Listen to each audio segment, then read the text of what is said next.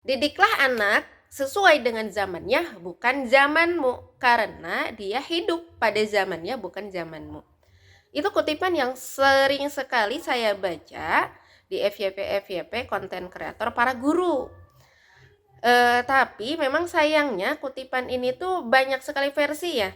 Ada yang mengatakan itu dikatakan oleh Bapak Pendidikan Indonesia Ki Hajar Dewantara. Kemudian juga dari yang saya baca, kutipan tersebut dikatakan oleh Umar bin Khattab, dikatakan oleh Ali bin Abi Thalib, kemudian datang hadis Rasul gitu ya. Ada juga yang mengatakan dari filsuf Yunani. Ini beragam sekali pendapatnya, kutipan tersebut datang dari mana.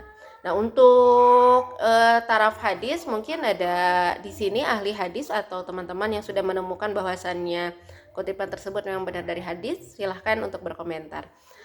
Yang ingin saya sampaikan adalah kalau misalkan itu tidak datang dari hadis, dalam artian tidak datang dari sumber hukum syara, maka kita sebagai muslim tidak terikat dengan kutipan tersebut. Jadi dalam perbuatan kita itu tidak terikat dengan kutipan tersebut. Tapi kalau misalkan kita mengambil kutipan tersebut untuk sesuatu yang relate, boleh-boleh saja. Kalau saya mengambil kutipan tersebut untuk tataran, sarana, prasarana, kemudian juga cara mengajar. Tapi kalau misalkan kepada landasan mengajar dan tujuan mengajar, saya tidak menggunakannya. Saya tidak merujuk kepada kutipan tersebut maksudnya. Jadi begini, untuk landasan mengajar sebagaimana dalam pendidikan Islam, kurikulum itu berasaskan kepada akidah Islam dan tujuan dari pendidikan itu adalah membentuk kepribadian Islam. Nah, itu tidak bisa diubah. Itu sudah menjadi paten baik dari zaman Rasulullah SAW bahkan sampai nanti hari akhir gitu ya. Sistem pendidikan Islam dasarnya itu akidah Islam.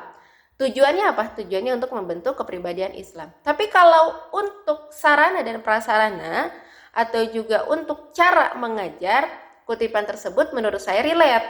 Karena betul, dari zaman dulu sampai dengan hari ini, bahkan mungkin nanti di masa yang akan datang, tentu akan terjadi fakta yang berkembang, kemudian sarana prasarana yang berubah gitu ya. Kemudian juga cara yang harus lebih kreatif lagi, itu saya setuju. Contoh kayak saya dulu waktu SD tahun 2001 ya belum terbiasa penggunaan komputer, hari ini dituntut harus bisa terbiasa. Atau sudah lebih berkembang lagi, kalau dulu penggunaan komputer masih terbatas kepada Microsoft Office, maka sekarang sudah harus terbiasa dengan berbagai aplikasi atau berbagai program. Atau kalau dulu misalkan di Microsoft Office pun hanya sekadar mengetik atau misalkan dengan fungsi-fungsi dasarnya, sekarang kan sudah banyak fitur-fitur yang bisa kita ulik. Nah, untuk hal itu saya setuju untuk kita sebagai guru lebih upgrade diri, lebih update terhadap perkembangan-perkembangan sarana prasarana pendidikan. Begitupun dengan cara mengajar. Banyak misalkan guru-guru yang melakukan game dalam pembelajarannya karena supaya anak lebih have fun, kemudian materi pembelajaran juga bisa disampaikan dengan menarik seperti itu. Karena mungkin kalau dulu pada saat saya 2001 itu masih SD masih bisa dengan metode ceramah, kalau hari ini mungkin metode ceramahnya nggak bisa flat, ada hiasan-hiasan atau ada variasi-variasi lain gitu ya dalam penyampaiannya. Nah, itu saya setuju. Tapi kalau dalam dasar dari dulu sampai sekarang tidak setuju untuk berubah gitu ya, tidak setuju untuk disesuaikan dengan zaman.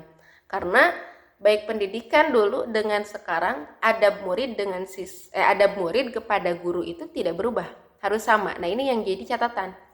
Jangan sampai karena semakin berkembangnya teknologi, kemudian nauzubillah para siswa itu menjadi semakin kurang ajar terhadap guru. Maka pendidikan-pendidikan klasik seperti hanya dari kitab-kitab klasik Ta'limul Muta'alim itu masih perlu untuk diajarkan. Karena kan di Ta'limul Muta'alim juga diajarkan ya bagaimana seorang murid itu beradab terhadap gurunya, atau juga misalkan adanya akhlak lil banin gitu ya. Itu saya rasa tidak boleh dihilangkan dari pendidikan terhadap anak gitu ya. Boleh disesuaikan dengan zaman seperti yang sudah saya sampaikan tadi pada tataran sarana prasarana, kemudian juga cara mengajarkan. Tapi kalau pada tataran hal yang mendasar, saya rasa itu tidak bisa berubah.